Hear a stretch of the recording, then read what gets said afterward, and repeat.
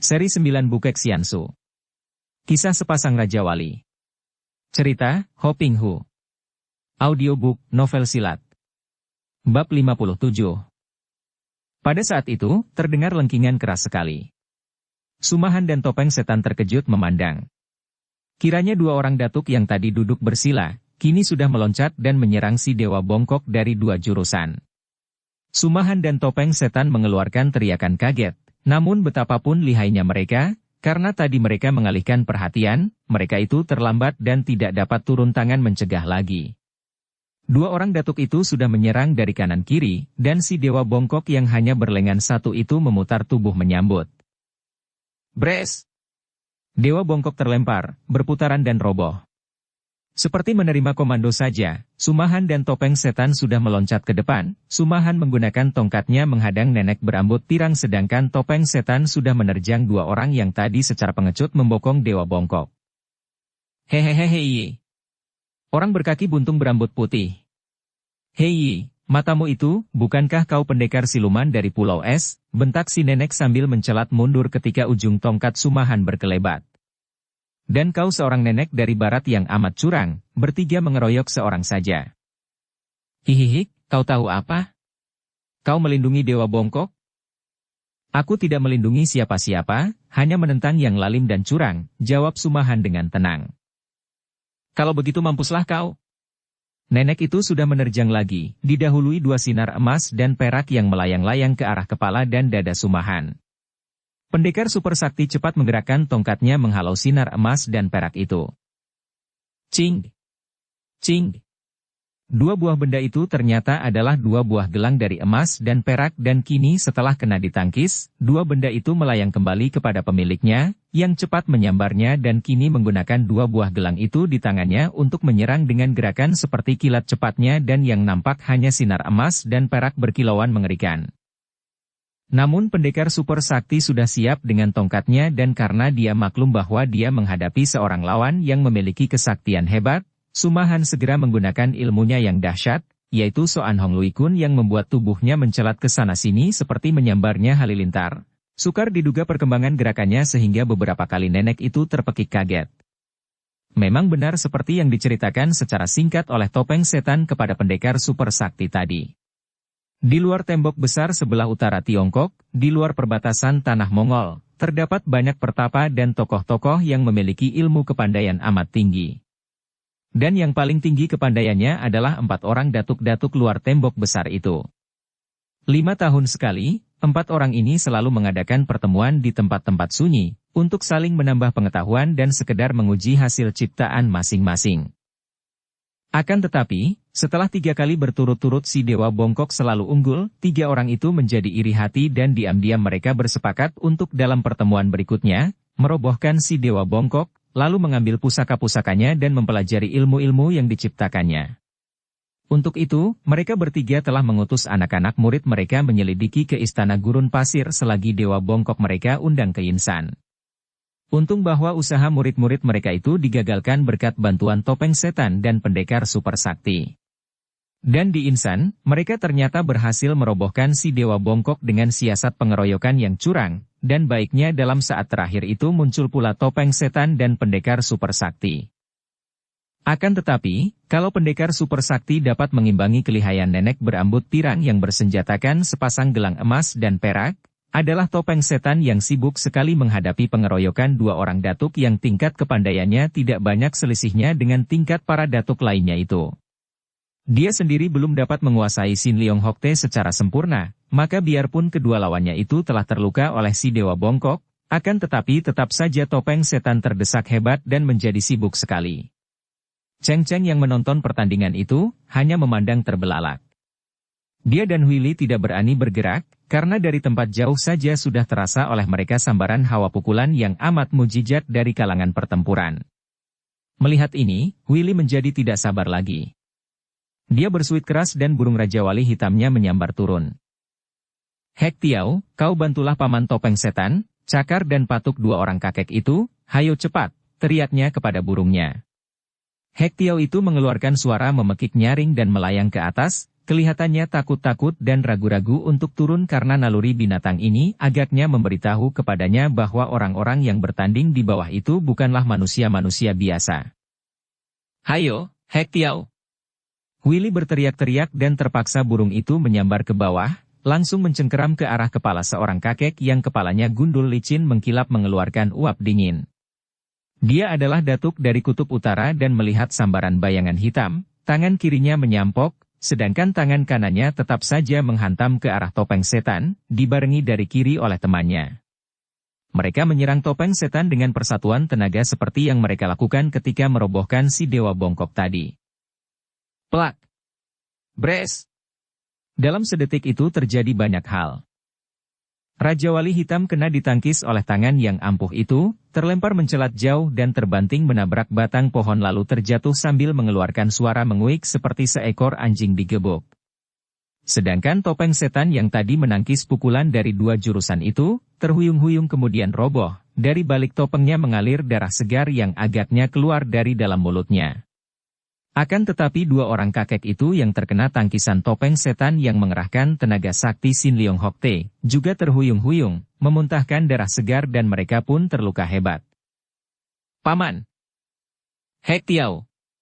Kalau Willy lari menghampiri burungnya, Cheng Cheng lari menghampiri topeng setan, akan tetapi dua orang kakek itu mengira bahwa Cheng Cheng akan membela topeng setan dan menyerang mereka karena mereka melihat betapa loncatan Cheng Cheng menandakan bahwa darah itu mempunyai kepandaian istimewa. Seorang di antara mereka mengebutkan ujung bajunya. Prat! Cheng Cheng kena disambar ujung baju pundaknya dan dia terguling roboh pingsan di dekat topeng setan. Melihat ini, Sumahan menjadi tidak senang hatinya. Dia mengeluarkan pekik melengking yang luar biasa dahsyatnya, dan kini tubuhnya berubah menjadi 3 orang Sumahan, dan dia bersama 2 bayangannya itu menyerang 3 orang datuk itu kalang kabut. Nenek berambut pirang berteriak kaget dan kesakitan, darah mengucur dari lehernya yang kena serempet tongkat, sedangkan 2 orang datuk yang sudah terluka ketika mengadu tenaga dengan topeng setan, juga mundur-mundur dengan jerih. Akhirnya ketiganya maklum bahwa dalam keadaan terluka, mereka tidak akan menang menghadapi Dewa Bongkok dan para pembantunya yang istimewa itu, maka dengan teriakan nyaring melampiaskan kekecewaan hati mereka, 3 orang datuk itu lalu melarikan diri. Sumahan tidak mengejar. Dia melihat Dewa Bongkok bersila mengatur pernapasan, Cheng Cheng pingsan di samping topeng setan yang agaknya sudah tewas, dan Willy merangkul burungnya yang terluka. Dia menarik napas panjang. Dimanapun juga, biar sudah menjadi tua bangka dan sudah mengasingkan diri dari keramaian manusia, tetap saja manusia merupakan makhluk-makhluk yang suka menggunakan kekerasan. Dan dia, sekali lagi terseret pula. Melihat bahwa bagi topeng setan sudah tidak ada harapan lagi, dan burung Hek Tiao itu hanya terluka ringan dan menjadi buas tidak mau didekati orang lain kecuali nonanya, Sumahan lalu menghampiri Dewa Bongkok. "Maafkan kelancangan saya," bisiknya dan dia pun duduk bersila di belakang kakek bongkok itu, menempelkan kedua telapak tangannya di punggung yang bongkok sambil mengerahkan tenaga murni dari tubuhnya untuk membantu kakek itu mengobati luka-lukanya di sebelah dalam tubuhnya. "Terima kasih, sahabat adalah Tocu Pulau Es, bukan?" Sumahan mengangguk, dan keduanya lalu diam tak bergerak lagi. Cheng Cheng siuman, lalu ditubruknya topeng setan. Dirabanya tubuh yang masih hangat itu, dipegang nadinya, diraba dadanya. Akan tetapi tidak ada lagi tanda-tanda hidup pada tubuh tinggi tegap itu. "Paman!" Dia menjerit. "Paman topeng setan, jangan kau tinggalkan aku, Paman!" Dia menangis dan mengguncang-guncang tubuh itu, tubuh satu-satunya manusia di dunia ini yang amat disayanginya, amat baik kepadanya dan yang telah mengorbankan apa saja demi dia. Teringat betapa orang ini telah mati, barulah terasa oleh Cheng Cheng betapa dia kehilangan besar sekali, betapa dia sesungguhnya cinta sekali kepada orang ini. "Paman, aku mana bisa hidup tanpa kau," ratapnya dan menangis sesenggukan sambil memeluki leher mayat itu dan meletakkan mukanya di atas punggung yang bidang itu. Tak disengajanya tangannya meraba topeng yang kasar dan Cheng Cheng lalu sadar. Dia berlutut dan berkata lirih. "Paman topeng setan, engkau telah mengorbankan segalanya untuk aku, engkau begitu sayang dan cinta padaku, akan tetapi engkau selalu menyembunyikan wajahmu dariku. Sekarang engkau telah mati, huhup. Paman, kau perkenankanlah aku melihat wajahmu, Paman." Kau maafkanlah aku, Paman, huhuhuk. Dengan jari-jari tangan menggigil Cheng Cheng mengulurkan tangannya meraih topeng di muka yang miring itu, kemudian dengan amat hati-hati seolah-olah tidak ingin menyakitkan muka mayat itu, dia menanggalkan topeng itu. Topeng itu terbuka di renggutnya, sepasang mata Cheng Cheng terbelalak memandang wajah yang kini terbuka, wajah yang rebah miring itu, wajah yang tampan dan gagah, dengan alis yang tebal, hidung yang mancung dan mulut yang membayangkan kegagahan, wajah si pemuda laknat yang selama ini dikejar-kejar, dianggap musuh besarnya, yang hendak dibunuhnya karena amat dibencinya. Aiih! Dia menjerit, memandang pucat, air matanya menetes turun, tangan kiri dikepal menutup mulut. Matanya terbelalak seperti tidak mau percaya, dan dikejap-kejapkannya lalu memandang lagi lebih teliti. Akan tetapi wajah itu tetap tidak berubah, wajah yang pucat dan tak bernyawa lagi dari si pemuda laknat, yang mengerikan karena di bawah mulut, di atas tanah itu nampak darah merah yang dimuntahkan akibat hantaman pukulan dahsyat dua orang lawannya. Aiih! Dia menjerit, memandang pucat, air matanya menetes turun, tangan kiri dikepal menutup mulut. Tidak, bukan, oh, bukan. Cheng Cheng kembali menjerit, tubuhnya menggigil dan dia tergelimpang setelah mengeluh panjang, roboh pingsan lagi untuk kedua kalinya di samping tubuh topeng setan yang ternyata adalah si pemuda laknat, musuh besar yang dahulu memperkosanya di dalam guha itu. Cheng Cheng rebah terlentang di dekat tubuh topeng setan. Wajahnya pucat sekali seperti mayat, kedua pipinya masih basah air mata. Tangan kanannya masih mencengkeram topeng dan mulutnya memperlihatkan tarikan muka yang menanggung kenyerian luar biasa, menanggung penderitaan batin yang amat hebat sehingga siapapun yang melihat keadaannya tentu akan merasa kasihan sekali. Memang hebat sekali penderitaan batin darah ini. Bertubi-tubi dia mengalami hal-hal yang amat menyakitkan hatinya, kesengsaraan dan penderitaan lahir batin yang dideritanya semenjak dia meninggalkan Butan. Peristiwa-peristiwa yang terjadi ditumpuknya dalam ingatan, menimbulkan sakit hati dan dendam kebencian. Sesungguhnya, nasib berada di tangan kita sendiri. Suka duka adalah buatan kita sendiri, buatan pikiran kita. Sebab akibat tidak terpisah, dan berada di dalam genggaman tangan kita sendiri. Adalah ingatan kita, pikiran kita yang menimbulkan kebencian terhadap sesuatu atau seseorang di dalam hati kita. Dari mana timbulnya kebencian? Sesuatu terjadi atas diri kita, sesuatu yang merugikan kita, rugi lahir maupun batin. Kerugian menimbulkan kekecewaan, menimbulkan kemarahan dan terjadilah rasa benci kepada penyebab timbulnya kerugian itu. Dan sekali benci sudah menguasai hati kita, hati tidak akan puas sebelum melihat yang kita benci itu terbalas dan tertimpa malapetaka yang lebih hebat daripada yang dijatuhkannya kepada diri kita. Pikiran yang mencacat perbuatan orang lain yang dianggap merugikan kita inilah yang menimbulkan dendam kebencian seperti yang dialami oleh Cheng Cheng hidupnya dan dicengkeram oleh kebencian kepada seorang setelah terjadi peristiwa perkosaan atas dirinya di dalam guha itu. Dasar kebencian karena dia merasa dirugikan. Kemudian dia bertemu dengan topeng setan yang telah melimpahkan banyak sekali budi kebaikan kepadanya.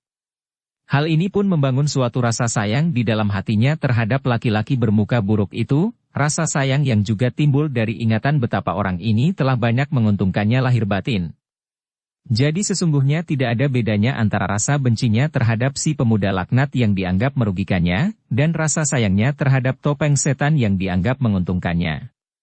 Rasa benci dan sayangnya itu hanyalah penonjolan dari sifat mementingkan diri pribadi.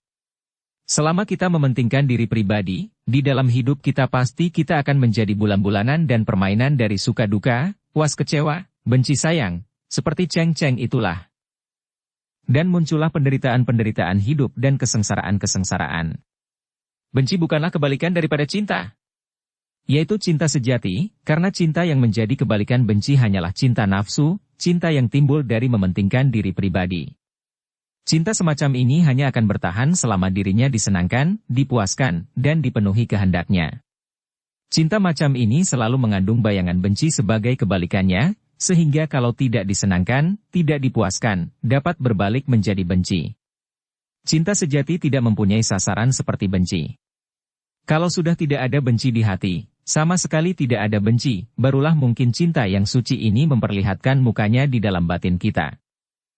Cheng Cheng yang menggeletak pingsan itu menjadi permainan dari suka duka, dari kekecewaan melihat bahwa orang yang paling dibencinya itu justru adalah orang yang paling dicintanya.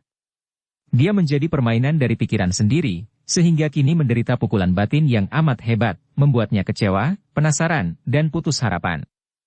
Mula-mula dilihatnya topeng setan satu-satunya orang yang dicintanya tewas, kemudian melihat bahwa yang tewas itu adalah musuh besarnya. Jadi sekaligus dia kehilangan dua orang manusia yang dianggapnya paling penting di dunia ini, yang dianggapnya sebagai sebab-sebab pokok mengapa dia masih suka hidup. Kini dia kehilangan segala-galanya, maka hancur leburlah hatinya. Kasihan sekali kau, nona muda. Suara ini terdengar seperti datang dari langit dari atas oleh Cheng Cheng yang mulai siuman. Tak terasa lagi air matanya mengalir turun sebelum dia membuka matanya. Kemudian teringatlah dia akan segala hal. Mendadak dia meloncat sambil membuka matanya, menoleh ke kanan kiri mencari mayat si laknat tadi. Keparat busuk. Jahanam kau. Dia memaki-maki dan menerjang ke sana-sini seperti orang gila. Dalam kemarahannya yang hebat, yang membanjiri rongga dadanya, membuat dadanya seperti akan meledak, Cheng Cheng mencak-mencak secara buas dan otomatis tenaga mujizat yang didapatnya sebagai khasiat anak naga itu timbul. Brak! Brak! Dua batang pohon kena dihantamnya. Pohon itu batangnya sebesar tubuh manusia, akan tetapi hantaman tangan Cheng Cheng membuat dua batang pohon itu tumbang. Nona. Pendekar super sakti yang merasa kasihan dan tadi menolong Cheng Cheng dan membuatnya sadar itu terkejut bukan main. Tak disangkanya bahwa nona ini memiliki tenaga yang demikian dahsyatnya. Akan tetapi Cheng Cheng yang sudah beringas dan mengamuk dengan buasnya itu tidak mendengarkan. Dia terus mencak-mencak dengan buasnya, dengan mata terbelalak dan mulutnya mengeluarkan keluhan-keluhan panjang. Hait. Dar. Des. Dua bongkah batu besar hancur berhamburan terkena tendangan dan pukulannya. Subo. Willy menjerit dan lari menghampiri gurunya, melihat betapa kedua kepalan tangan Subonya itu berdarah. Memang tenaga mujizat dari Cheng Cheng itu hebat sekali, akan tetapi kulit kedua tangannya yang belum terlatih baik, belum dapat dengan sempurna terlindung oleh tenaga mujizat, menjadi berdarah ketika dia menghantami pohon dan batu. Melihat berkelebatnya tubuh Willy, Cheng Cheng yang sudah buas karena seolah-olah hendak menghantam si pemuda laknat itu, menggerakkan tangan menyerang Willy. Plak! Duh! Cheng Cheng jatuh terduduk terkena tangkisan dan totokan pendekar super sakti yang menolong Willy tadi, dan sekaligus hal ini membuat Cheng Cheng sadar. Seperti linglung Cheng Cheng memandang ke kanan kiri, mencari-cari dan bibirnya bergerak perlahan, terdengar suaranya lirih. Paman! Paman topeng setan? Lalu dia teringat akan segala peristiwa tadi dan menangislah dia, mengguguk seperti anak kecil menutupi muka dengan kedua tangannya yang berdarah sehingga air matanya bercampur dengan darah dari tangannya, membentuk aliran merah muda menetes-netes ke bawah. Subo! Willy merangkul gurunya dan juga menangis, tidak tahu apa yang ditangiskannya, hanya karena terharu melihat Subonya begitu berduka. Melihat dua orang wanita muda itu berpelukan dan bertangisan, pendekar super sakti menarik napas panjang, lalu duduk di atas bongkahan batu membiarkan dua orang wanita itu melanjutkan tangis mereka. Tangis merupakan obat yang paling mujarab bagi orang-orang yang tertekan hatinya, karena tangis dengan air matanya merupakan pelepasan dari tekanan itu. Dia menggeleng kepala dan menarik napas panjang lagi. Betapa kehidupan manusia penuh dengan kesengsaraan, penuh dengan kekerasan, penuh dengan pertentangan, kebencian dan penderitaan hidup di waktu muda. Betapa bodohnya manusia, betapa bodohnya dia dahulu. Kebahagiaan sudah berada di dalam diri masing-masing manusia, keindahan terbentang luas di sekeliling manusia, namun manusia menjadi buta, tidak melihat semua keindahan itu, tidak waspada akan kebahagiaan itu karena mata selalu ditujukan jauh ke sana. Selalu mencari-cari sehingga yang berada di depan hidung tidak nampak lagi. Yang tidak ada selalu dicari-cari, dirindukan, dianggap yang paling baik, paling indah, sehingga anggapan ini membuat apa yang sudah ada kelihatan buruk, bahkan tidak kelihatan lagi. Manusia selalu menghargai yang belum diperoleh, memandang remeh yang sudah berada di dalam tangannya.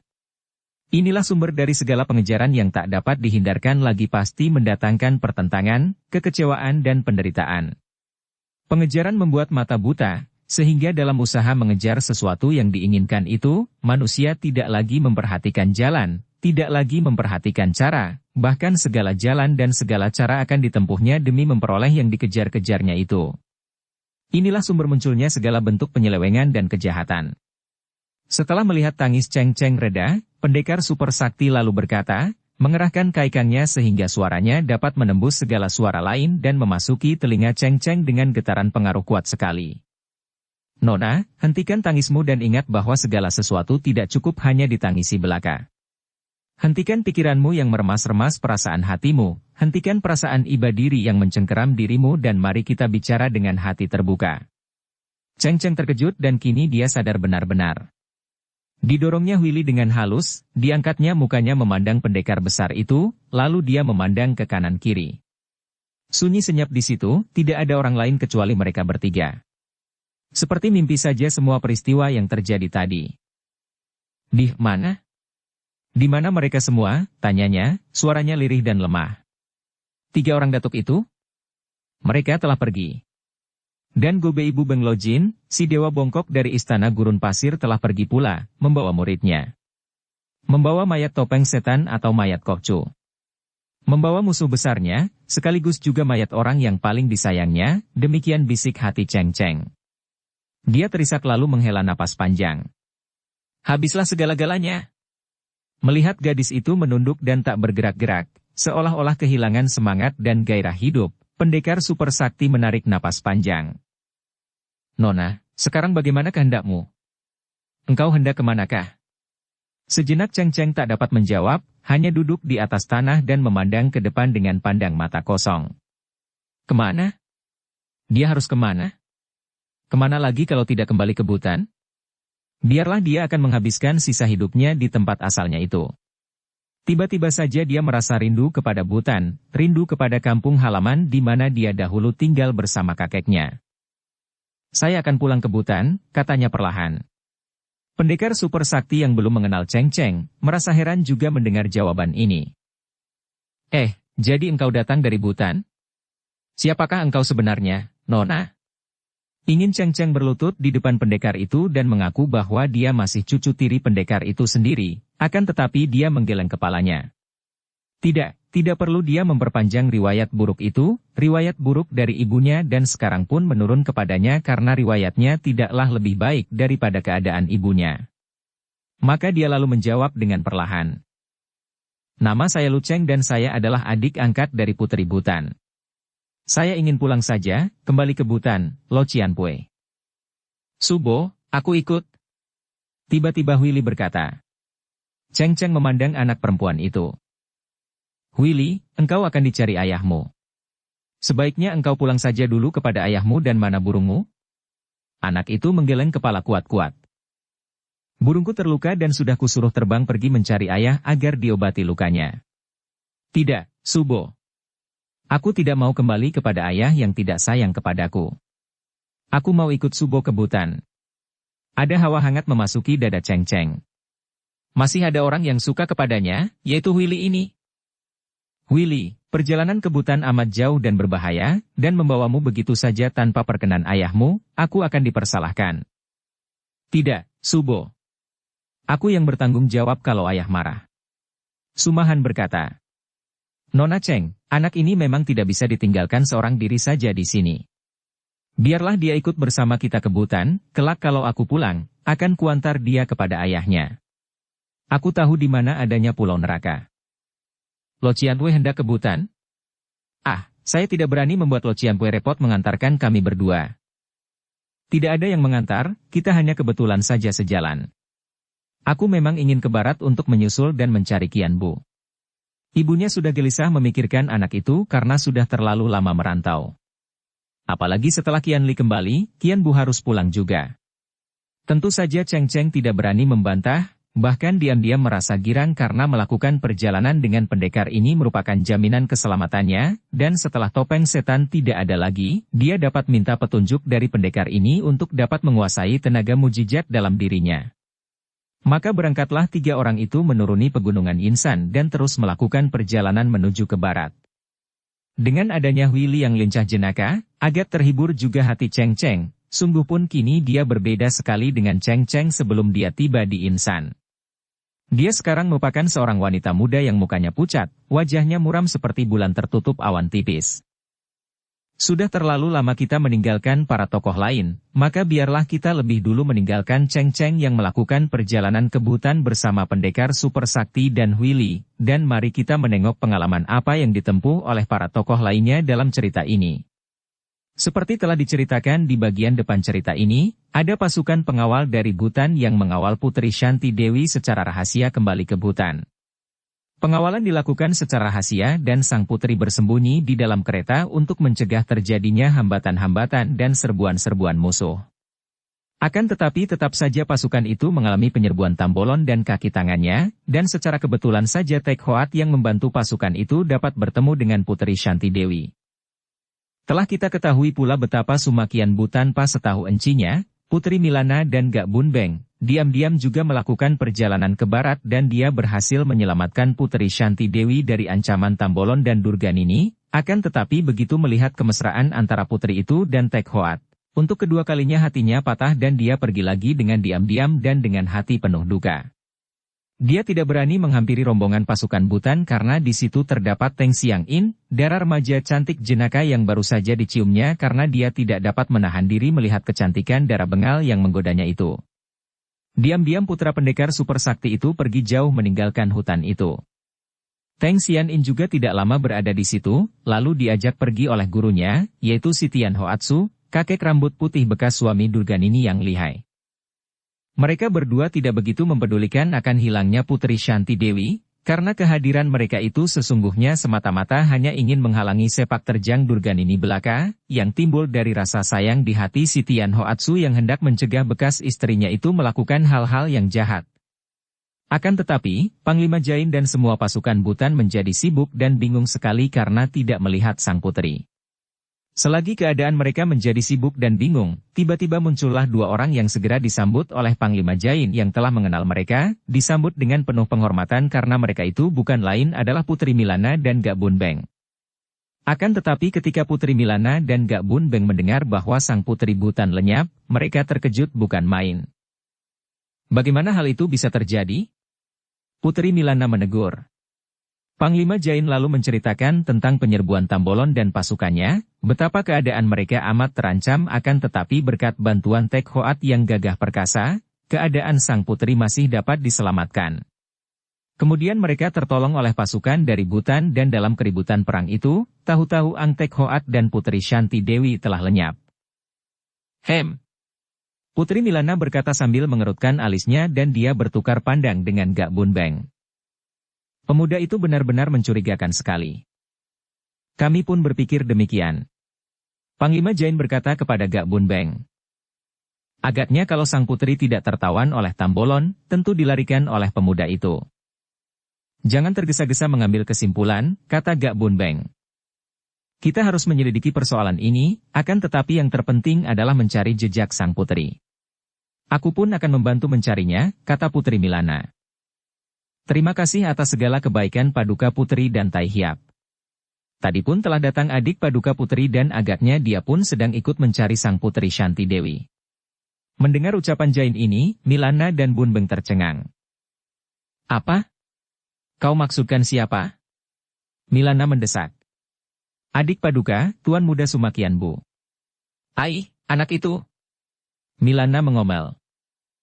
Disuruh pulang malah mendahului ke sini, Gak Bun Beng lalu mengajak Milana ke sisi untuk dapat bicara empat mata. Moi, kau tentu sudah dapat menduga bahwa sesungguhnya adik kita itu telah jatuh cinta kepada Shanti Dewi. Milana mengerutkan alisnya. Dia akan menjadi manusia yang bodoh sekali kalau nekat mencinta seorang yang tidak membalas perasaannya itu. Sebaiknya kita mencari mereka, mencari jejak Shanti Dewi dan juga jejak Yan Bu. Aku khawatir mereka terkena perangkap Tambolon yang cerdik dan keji.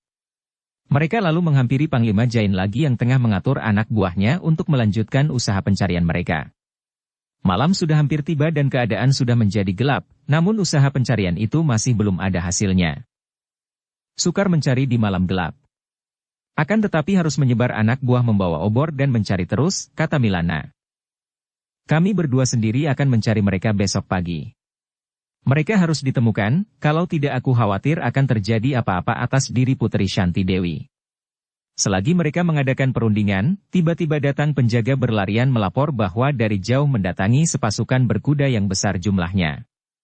Tentu saja keadaan menjadi panik seketika. Pasukan itu sedang disebar melakukan usaha mencari Putri Shanti Dewi, maka kini Panglima Jain memerintahkan para pembantunya untuk cepat memanggil kembali mereka, siap menghadapi penyerbuan musuh. Terdengarlah trompet-trompet tanduk ditiup memanggil para prajurit. Akan tetapi, ketika pasukan yang baru datang itu tiba, segera ternyata bahwa mereka itu sama sekali bukanlah pihak musuh, melainkan pasukan besar yang mengawal Raja Bhutan sendiri yang menjadi tidak sabar setelah mendengar bahwa putrinya itu telah dapat ditemukan dan dikawal pulang sudah tiba di perbatasan Bhutan. Pasukan raja itu terdiri dari pengawal-pengawal pilihan, dan juga raja diiringkan oleh belasan orang pendeta Huisyo yang bertugas di Istana Bhutan. Adapun pasukan itu dipimpin sendiri oleh Panglima Sangita yang sudah tua. Tentu saja Panglima Jain tergopoh-gopoh menyambut rajanya, diikuti oleh Putri Milana dan Gak Bun Beng. Ketika kedua orang pendekar ini diperkenalkan oleh Jain sebagai putri cucu kaisar dan pendekar besar yang telah menyelamatkan Shanti Dewi, Raja Bhutan menjadi girang sekali dan berkenalan dengan kedua orang lihai itu. Akan tetapi ketika Jain membuat laporan panjang lebar tentang bagaimana dia berhasil mengawal sang putri sampai di situ, lalu terjadi keributan karena serbuan Tambolon dan pasukannya, kemudian betapa sang putri lenyap bersama Ang Tek Hoat, Sri Baginda menjadi marah sekali. Mereka semua menyangka bahwa tentu pemuda aneh itulah yang sudah melarikan sang putri. Kerahkan semua tenaga. Sebar di daerah ini dan cari mereka sampai dapat. Sri Baginda mengeluarkan perintah dengan hati kecewa sekali karena tadinya dia sudah merasa girang akan dapat menyambut kembali putrinya yang hilang.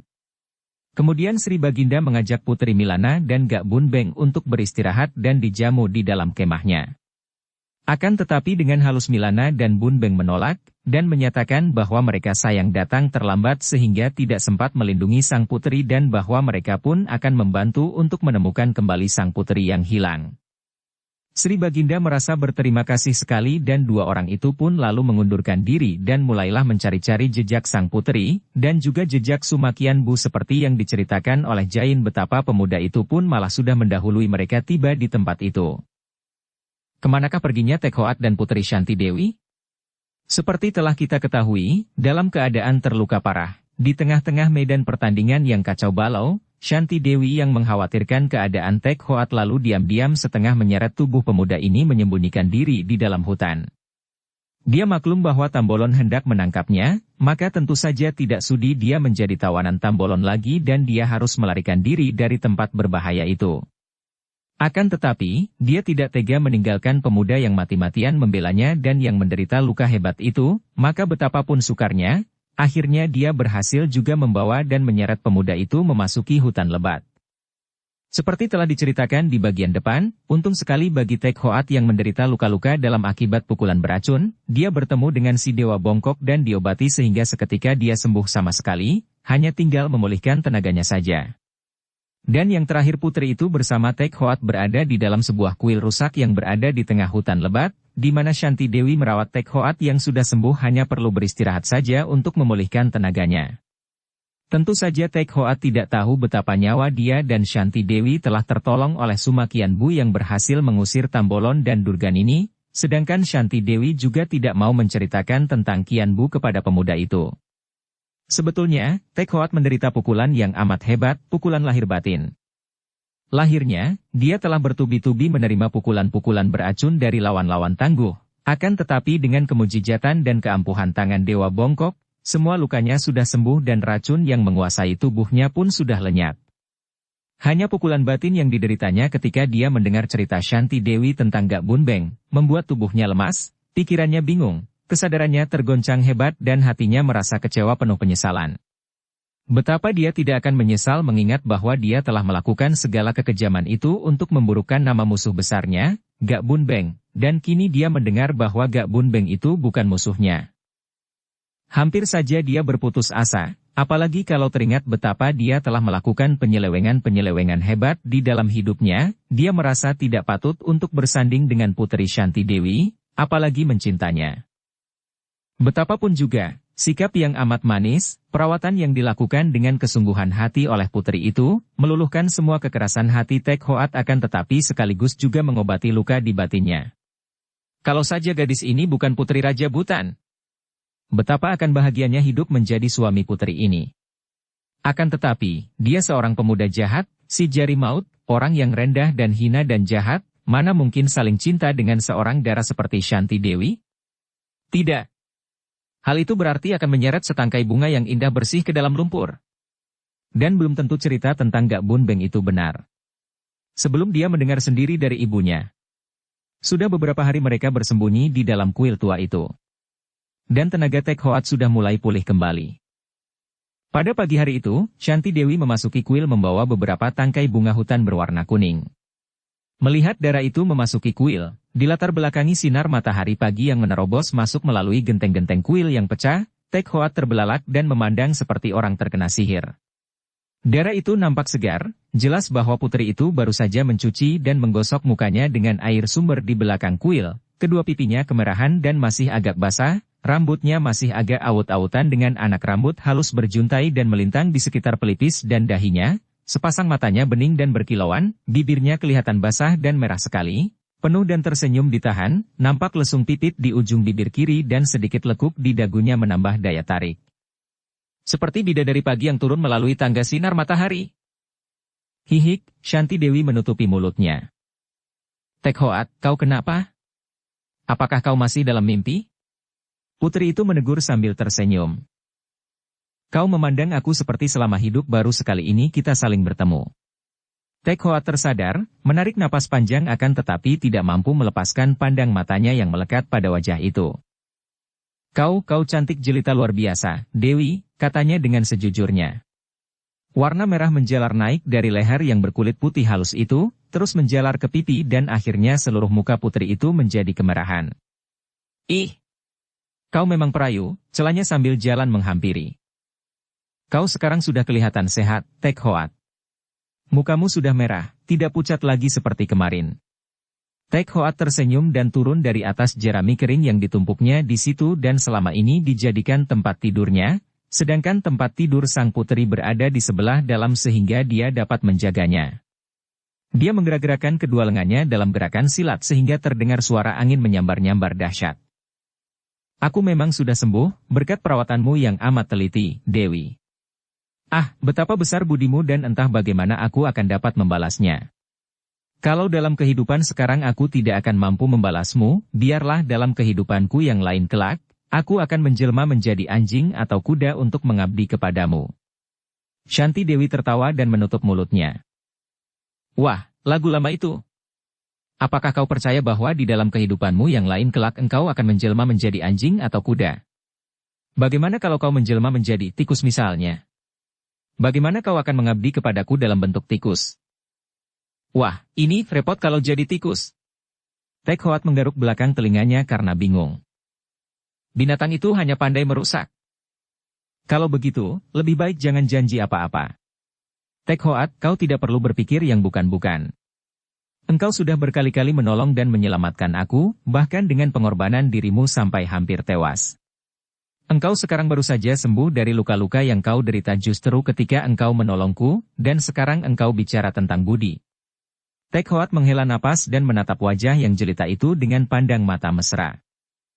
Dewi, betapapun juga aku hanyalah seorang cucu dari pendekar super sakti. Kalau betul cerita itu, dan itu pun hanya cucu tiri dan putra seorang penjahat pemerkosa. Sedangkan engkau, seorang putri raja, putri bangsawan luhur dan agung. Tek Hoat, apakah semua yang keluar dari mulutmu dalam kereta dahulu itu, yang keluar di waktu kau dalam keadaan tidak sadar sehingga tidak mungkin kau buat-buat, apakah semua itu palsu belaka? Tidak. Kalau begitu, apakah cinta kasih itu mengenal tingkat, mengenal kedudukan, mengenal kaya miskin? Aku cinta padamu. Hal ini tidak dapat kusangkal lagi, Dewi. Aku cinta padamu dan aku rela mati untukmu, akan tetapi kau, Shanti Dewi menarik napas panjang dan membalikkan tubuhnya. Sudahlah, aku tidak senang kalau kau bersikap seperti ini. Kau mandilah sana, aku akan mencari buah di sebelah kanan kuil, dan putri itu lalu berlari kecil meninggalkan Tek Hoat yang termenung sejenak, kemudian pemuda ini pun keluar dari kuil melalui pintu belakang, menuju ke sumber air di belakang kuil. Setelah membersihkan diri dia kembali ke dalam kuil. Dewi, pujaan hatiku, tiba-tiba dia terbelalak kaget. Ketika dia memasuki kuil, dia melihat bayangan wanita dan mengira dia Shanti Dewi, akan tetapi ketika dia menegur dengan mesra dan wanita itu membalik, ternyata wanita itu sama sekali bukan Shanti Dewi, melainkan Putri Milana. Sang putri perkasa ini memandangnya dengan marah. Memang marahlah hati Putri Milana. Dia baru saja mendengar dari Bun Beng bahwa adiknya, Sumakian Bu, jatuh cinta kepada Shanti Dewi. Sebagai seorang kakak perempuan, tentu saja dia mengharapkan agar adiknya bahagia dan benar-benar kelak dapat mempersunting Shanti Dewi yang dianggapnya memang sudah cukup patut menjadi istri adiknya itu. Akan tetapi di hutan ini dia mendengar bahwa Shanti Dewi dilarikan oleh Tek Hoat. Dia sudah tahu pemuda macam apa adanya Tek Hoat, yang pernah menjadi kaki tangan pemberontak, bahkan yang telah merusak nama Gak Bun Beng dengan perbuatan-perbuatan jahat dan menggunakan nama si Jari Maut alias Gak Bun Beng. Kini, dia menemukan mereka dan begitu pemuda itu masuk, dia mendengar Tek Hoat mengeluarkan kata-kata seperti itu yang tentu ditujukan kepada Shanti Dewi yang sedang keluar memetik buah-buahan. Tentu saja Milana menjadi marah bukan main, marah dan cemburu demi adiknya. Keparat, engkau memang manusia busuk. Putri Milana memaki dan memandang tajam. Tek Hoat adalah seorang yang berhati keras pula. Dia sudah merasa bahwa dia memang bukan orang baik-baik, akan tetapi dia tidak mau merendah karena kenyataan itu, dan dia tidak mau orang lain menekan-nekan soal itu yang amat menyakitkan hatinya. Sang putri, kalau sudah tahu aku seorang manusia busuk, kenapa Paduka datang ke sini? Aku tidak mengundangmu. Jahanam, kau keturunan Wan Keng In, malah lebih jahat daripada ayahmu. Manusia macam kau memang tidak patut dikasihani lagi. Kalau Paduka berpendapat begitu, dan mau membunuhku, silakan, aku pun tidak takut terhadap siapapun, dan tidak takut untuk mati. Tek Hoat menjawab sambil melangkah keluar dari dalam kuil yang sempit.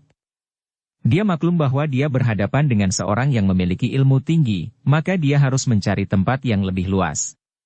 Ucapan Tek Hoat itu diterima oleh Milana yang sedang marah mengingat betapa pemuda ini menculik putri yang dicinta adiknya. Sebagai suatu tantangan, maka dengan cepat dia meloncat keluar pula dan langsung menerjang Tek Hoat dengan pukulan yang amat dahsyat.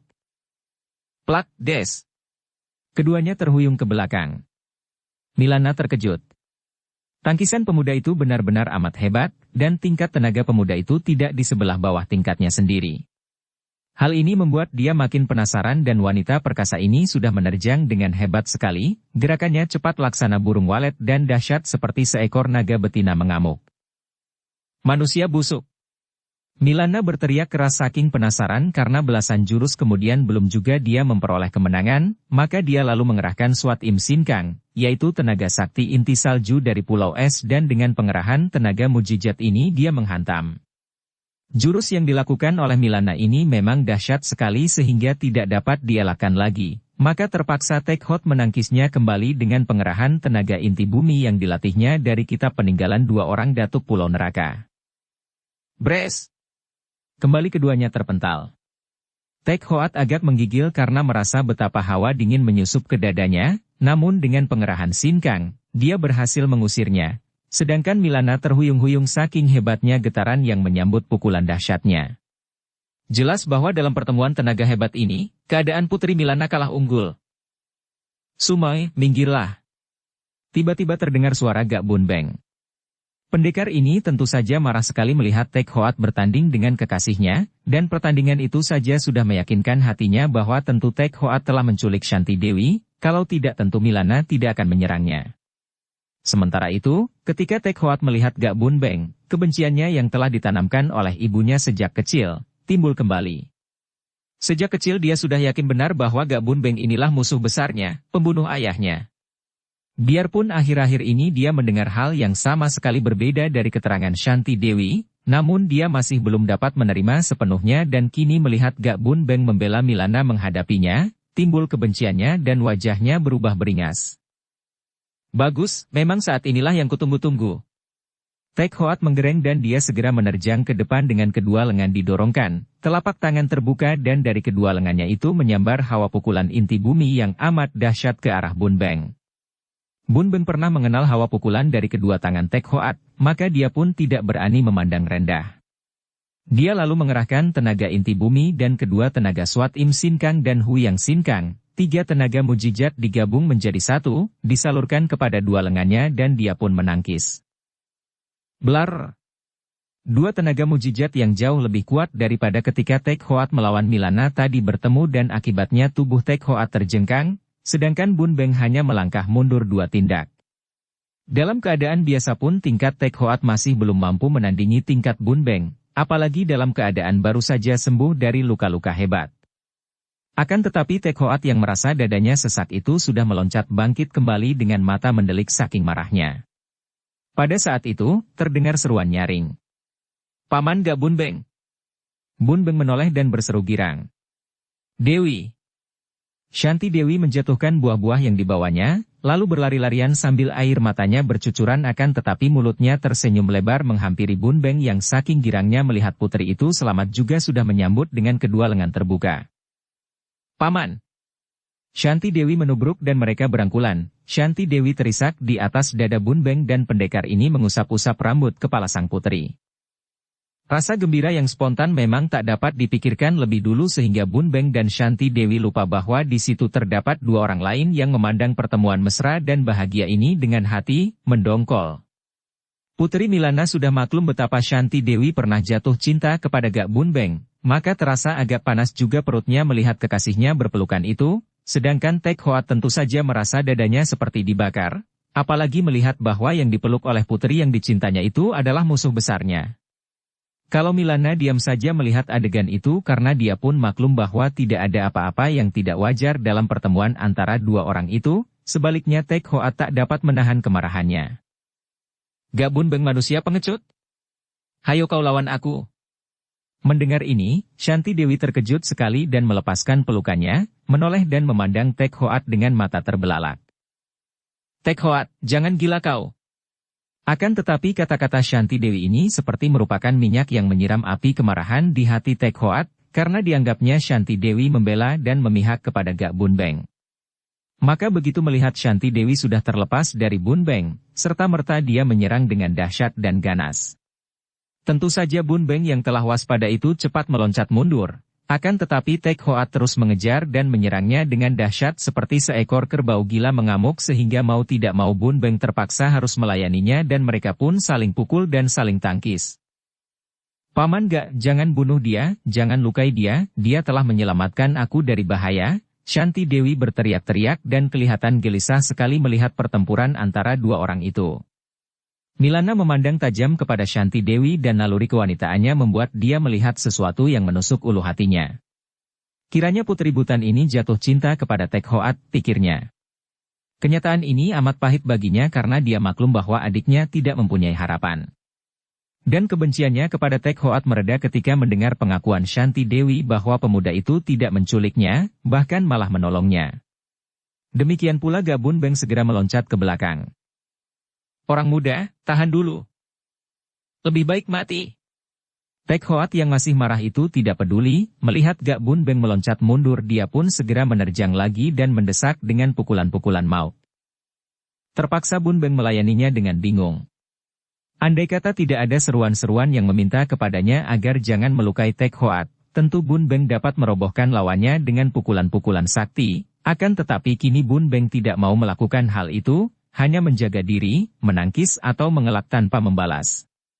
Tentu saja dia mulai menjadi kewalahan karena pemuda itu telah menjadi nekat dan agaknya hendak mengadu nyawa. Memang Tek Hoat telah menjadi nekat. Tadinya pun dia sudah merasa tidak berharga berdekatan dengan putri yang dicintanya, kini munculnya 2 orang pendekar hebat itu membuat dia merasa makin tidak berharga lagi, ditambah panasnya hati menyaksikan wanita yang dicintanya berpelukan demikian bahagia dengan orang yang dibencinya. Ketika pertandingan itu masih berlangsung dengan serunya, datang pasukan yang dipimpin oleh Jain, yang mendengar bahwa sang putri telah ditemukan. Jain dan pasukannya menjadi bingung melihat 2 orang itu bertanding, akan tetapi atas isyarat putri Shanti Dewi, mereka mundur lagi dan tidak berani mencampuri. Berkali-kali Shanti Dewi minta kepada Tek Hoat untuk menyudahi serangannya, namun pemuda yang sudah nekat ini seperti tidak mendengar suaranya. Melihat ini, diam-diam Putri Milana melolos sabuknya dan pada saat untuk kesekian kalinya Tek Hoat mengadu tenaga dengan Bun Beng dan pendekar ini menggunakan tenaga saktinya untuk membuat kedua tangan pemuda itu melekat pada tangannya. Tiba-tiba Milana menggerakkan sabuknya dan sabuk itu seperti hidup membelit-belit dan mengikat tubuh dan kedua tangannya sehingga Tek Hoat tidak mampu bergerak lagi. Lepaskan aku dan kita bertempur sampai mati. Atau bunuh saja aku. Tek Hoat meronta-ronta.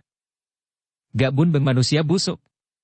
Engkau yang telah membuat ibuku menderita selama hidupnya. Terkutuk engkau. Shanti Dewi menubruk dan memegang kedua lengan Tek Hoat. Tek Hoat, ingat. Siapa aku? Aku minta kau diam dan mendengarkan penjelasan. Kemanakah perginya sifatmu yang baik itu? Apakah kau ingin membuat aku berduka, Tek Hoat? Pemuda itu memandang wajah sang putri, mukanya menjadi pucat, 2 titik air mata meloncat turun dan dia menunduk. Dewi, dia memejamkan matanya dan menggigit bibirnya.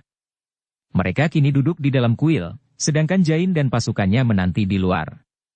Dengan sabar dan tenang Gak Bun Beng bercerita kepada Tek Hoat yang telah dilepas ikatannya dan lengannya dipegang oleh Shanti Dewi.